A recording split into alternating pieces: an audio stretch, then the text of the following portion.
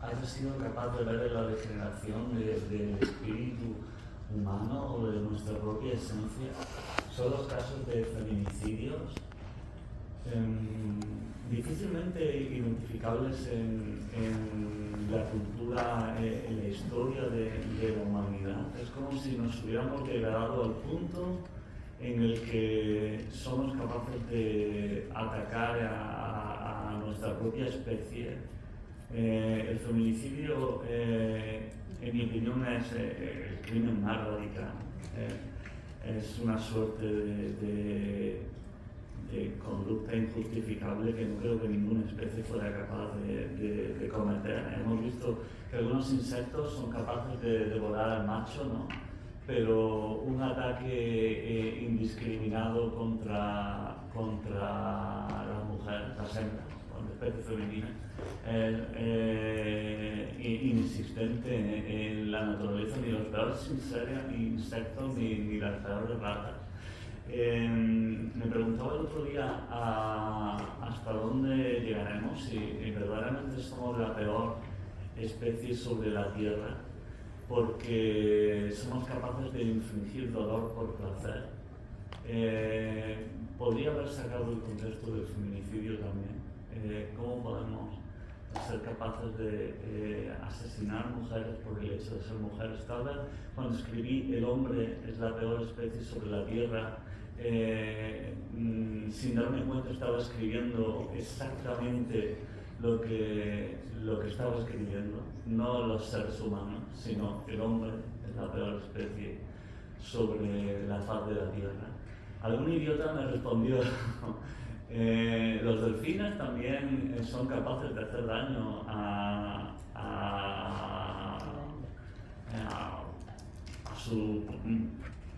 otros delfines por placer. Y dice, bueno, eso lo justifica todo, ¿no? Eso ya nos salva. Ahí nos pusimos en un lugar que nos salva. Cuerpo presente da voz a tantas mujeres que fueron asesinadas a manos de los hombres. Es un libro doloroso, es un libro que Xiomara me contaba que le cuesta trabajo leer en público, porque haberlo escrito, haberse atrevido a escribirlo en primera persona y que sean las víctimas quienes hablen, quienes explican sus experiencias, es una decisión muy dura, pero a su vez una decisión de un gran atrevimiento. Y es que vivimos en una sociedad en la que la poesía quita la primera persona y la literatura, incluso yo diría que la mayor parte de las artes, hasta la investigación para hablar. Me mata cuando encuentro un paper, un libro que escrito en primera persona del plural, en nosotros, como si el autor fueran muchos y pudiera diluirse la responsabilidad. Xiomara asume el papel de ponerse en el lugar del otro, y es el lugar que Shelley imaginó como el único en el que se podía encontrar el bien moral. Gracias a esa criatura gigante que es la más poderosa que creo que tenemos, no solo los poetas, sino todos los seres humanos, que es la imaginación. Decía Shelley que la imaginación es el gran instrumento para el bien, porque es lo que nos permite imaginar el dolor de los otros y entonces tener la oportunidad de decidir si infligirlo o evitarlo. Hoy lo llamaríamos empatía.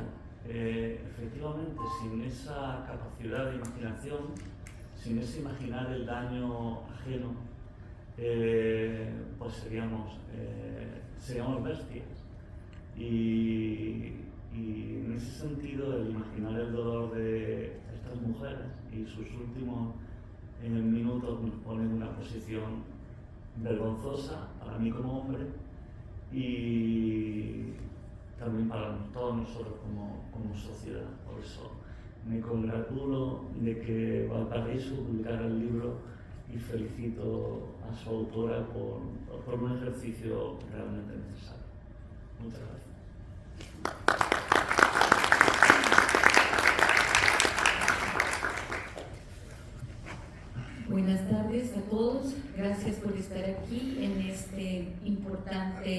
momento, que es la presentación de este libro, que como bien lo decía el poeta y editor Fernando Valverde, es un libro urgente, es un libro necesario.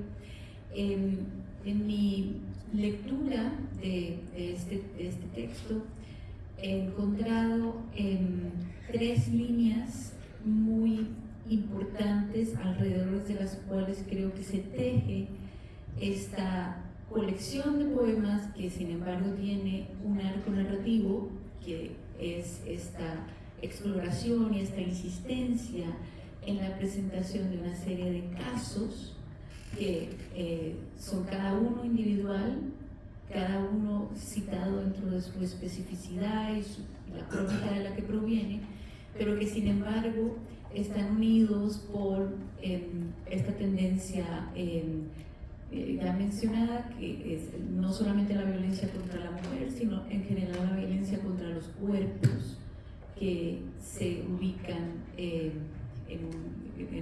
un espacio diverso, porque también habla el libro de violencia trans. Hay 3 aspectos o líneas, como decía. La primera de ellas es el uso que se hace de la poesía documental, por llamarlo de una manera, o nota histórica o investigativa, como un recurso para explorar la realidad por una parte, y por otra para usar la poesía o para servirse de la poesía para explorar esa realidad de un modo que no puede hacer ningún otro discurso, porque el carácter fragmentario y en cierta medida los silencios con los que la poesía cuenta siempre para narrar de una manera en la que no lo puede hacer ni la crónica, ni el periodismo, ni los otros subtextos de los que se nutre el autor aquí, le brindan al lector la posibilidad de acercarse a esta realidad por la asistencia del autor, pero sin recibir un análisis, sin que el autor haga un juicio previo o pretenda explicar o siquiera dar una lógica interna, porque claro, este libro está construido sobre la pregunta, sobre el sinsentido, sobre el asombro, sobre el congelamiento en el que estas cuestiones nos dejan. Entonces, en ese sentido, es muy interesante el modo en la que estas técnicas que hemos visto se han usado en otras tradiciones de una manera más frecuente. Me refiero concretamente a la tradición norteamericana, que tiene más presencia de poesía documental, entran un poco al servicio de estas narrativas complejas que tenemos alrededor de la realidad latinoamericana y de su violencia. Eso era una línea. La segunda línea es algo que está desde el título, ¿no? Que el libro de manera muy performática se llama Cuerpo Presente, ¿no? Eso es como una manera, es un título que no solamente es una palabra, es un objeto, es una cosa, es una entrega. Por supuesto que todo este tema al que Xiomara se está acercando, que es el tema de la violencia contra los cuerpos que no están alineados dentro de los discursos heteronormativos del patriarcado, del capitaloceno, etc. Son cuerpos que de manera tradicional en nuestra sociedad han sido sujetos, o más bien objetos de mecanismos de control desde la crianza, ¿no? Como especialmente el cuerpo de la mujer, que durante mucho tiempo fue considerado un bien económico de alguien, del padre, del esposo, etc. Una de las cifras alarmantes que también están en el sustrato de este libro es que de los 4 a 8 feminicidios que se cometen, o actos de violencia contra la mujer que se cometen al día, y digo de 4 a 8 porque eso depende del país latinoamericano del que estemos hablando. Creo que México tiene las peores cifras. Dice 11, vamos. Más o menos el 40% de esas violencias específicas contra esos cuerpos es perpetrada por alguien que les conoce, ya sea su pareja, su expareja. Eso quiere decir que no son cuerpos que mueren en la guerra, como también pasa, no, es una violencia específica, una manera de querer detener y controlar. Por consiguiente, y eso todo poeta lo sabe y lo siente, la escritura, que es también un cuerpo, realiza en cuerpo presente, por eso me gustó tanto el título, una restitución simbólica, por supuesto, al poner estas historias aquí, al ponerlas de esta manera que dije al principio, sin interpretarlas, sin ni siquiera organizarlas de una manera particular, sino dejando que ellas hablen. Eso es por una parte, pero por otra parte también está la restitución material que da la escritura, es decir, la reivindicación de ese cuerpo en su aparición simbólica y en el modo en que otorgamos. Y finalmente hay algo de este libro, no quiero tomar más tiempo para que Xiomara pueda leer, que es muy único y que me ha llamado mucho la atención, y es el modo en que me imagino que como consecuencia de una pregunta que siempre subyace en este tipo de libros, y es cómo me puedo acercar a la historia del otro, especialmente si ese otro ya no está, cómo puedo hacer de esa historia un objeto que en últimas va a ser un objeto artístico. Es una pregunta muy complicada que todos los que trabajan con la realidad latinoamericana siempre tienen que hacerse. La autora encuentra, yo no sé si es una solución, pero por lo menos es una vía muy interesante, que es hablar, digamos que diluir el sujeto de la enunciación, y ya muy en la segunda página dice: soy todas las mujeres de esta orilla, soy todas las mujeres muertas, un espejo roto. En esa fragmentación de la voz, en ese ir a la poesía coral, en ese como intentar crear un lugar de la enunciación que es un nosotros, hay un esfuerzo, hay una búsqueda verdaderamente legítima desde donde importa, que es la formulación escritural, de hablar desde un lugar que no sé si restituya o responda, pero por el cual al menos se pueda convivir con esos que ya no pueden hablar por sí mismos y que son por eso en la poesía invitados a estar.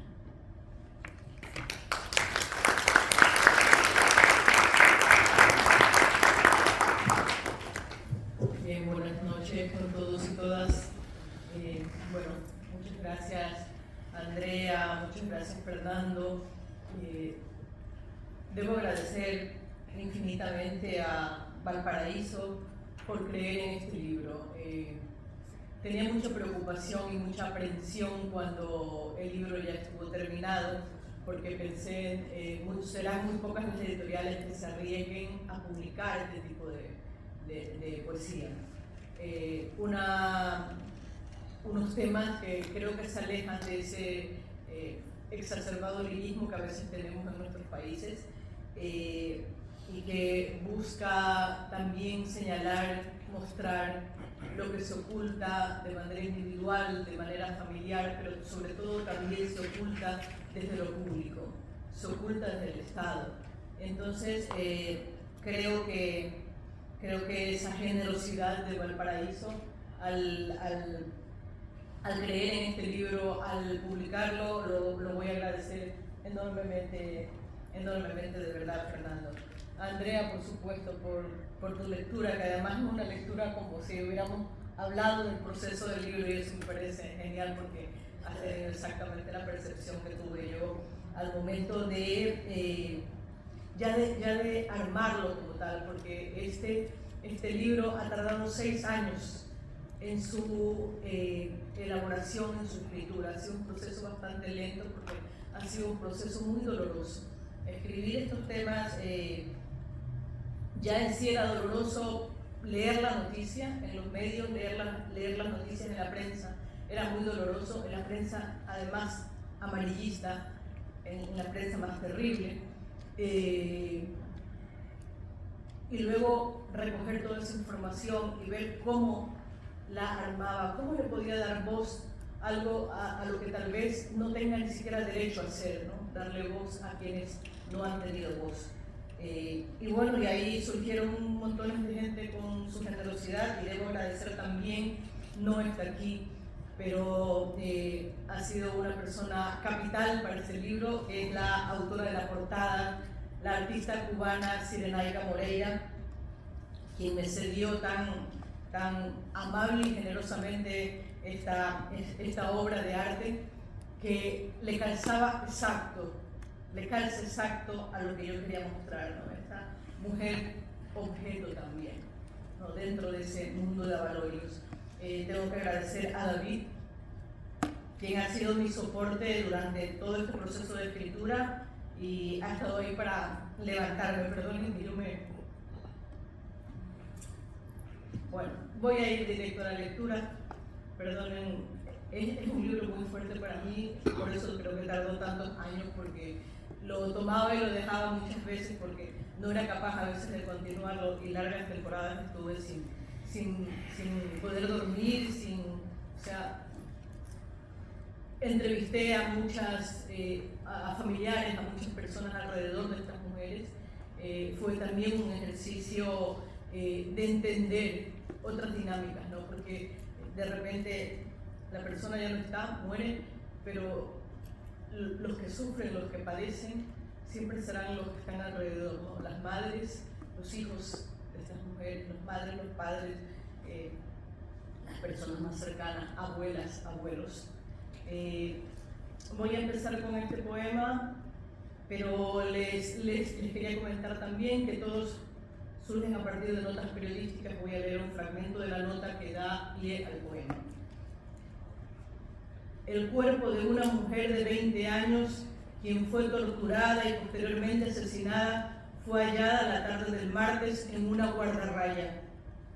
Rocío Magdalena Mendoza Macías, de 20 años, trabajaba en un centro de diversión nocturno de la población Las Golondrinas. Había desaparecido la madrugada del domingo luego de que abandonó su lugar de trabajo acompañada de 2 personas en estado de embriaguez. El cuerpo presentaba además signos de que habían intentado prenderle fuego. La nota es del diario El Universo, que habíamos aprendido en mi país, del año 2013. Aquí el poema, guardarraya. Temblar, hoja de mala hierba, escuchar al motor a la distancia y preguntarme boca abajo si era él, mientras observo tierras, gusanos, raíces, mala hierba, el polvo de los días en las hojas. No era él. Digo y recuerdo, aliento alcohol y manos como piedras. No era él. Me digo con alivio y entonces me percato avergonzada, sin calzón ni maquillaje, el pelo un hecatombe, pómulos hundidos, sostén visible, medias rotas. ¿Qué dirán las tías del abuelo? ¿Qué dirán al saber de lo de anoche o anteanoche y los tragos, el humo, el karaoke, las pastillas azules y la música? ¿Qué dirá el bartender que me hacía ojitos justo antes de que llegara él? El cuidacarros que me daba cigarrillos y se fue a la llegada de él, porque era él, ahí era solo él, el dueño de la noche y de las golondrinas. Era él quien me asediaba, era él me convencía, era él cuando invitaba a mis amigas, cuando invitaba en mí a sus amigos.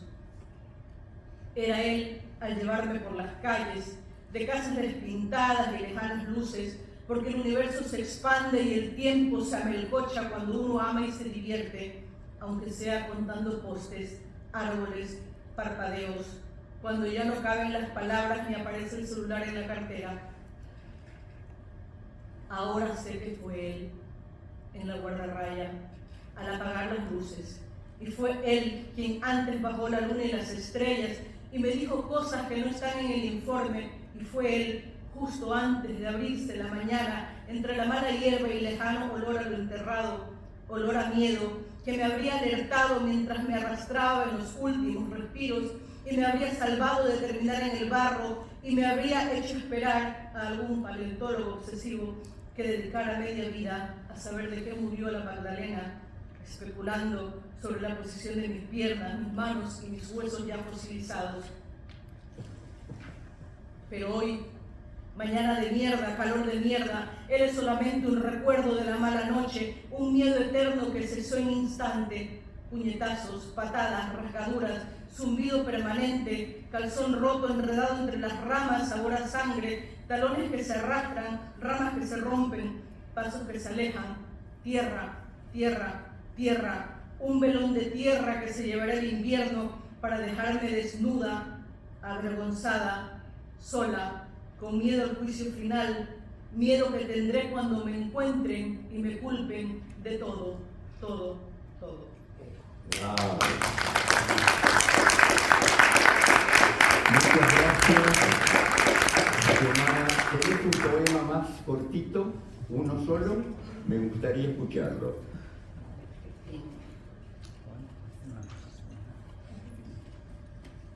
Quería decir que yo no soy muy bueno con las matemáticas, pero asesinan a una mujer en el mundo cada 9 minutos. Estaba contando cuántas mujeres hay en la sala y cuando termine este evento hoy no quedaría ninguna viva. Wow. Para que seamos conscientes de la dimensión del problema. Un poema más breve. Esta es la nota. Murió la mañana del viernes por degollamiento. El responsable, su pareja, María Fernanda, herida en el cuello con un pico de botella, era una reconocida cantante popular, actividad que cumplía con su hija de 19 años. Vidrio. Un diamante imperfecto atraviesa el hilo de mi voz. Surce la melodía de lo andado entre las cuerdas vocales cortadas por el vidrio. Degollada en falso altar de piedra, en la pupila de sus ojos leo el odio, su castigo por soñar tan alto. Impávido, sin bondad o bordes, mi cuerpo es un paisaje de encendidos candelabros, luces que marrullan en su llama de ojos. Todos los vecinos se lamentan, se adhieran al pasado de las piedras, lanzada por la cúspide del sueño, como la ceguera de Sauro por espanto. Las mujeres encienden sus dolores, arde por sus cuerpos un horizonte inquieto, pugna por brotar la herida. Ellas son corderas horadadas, animal en el rastrojo de su propia casa.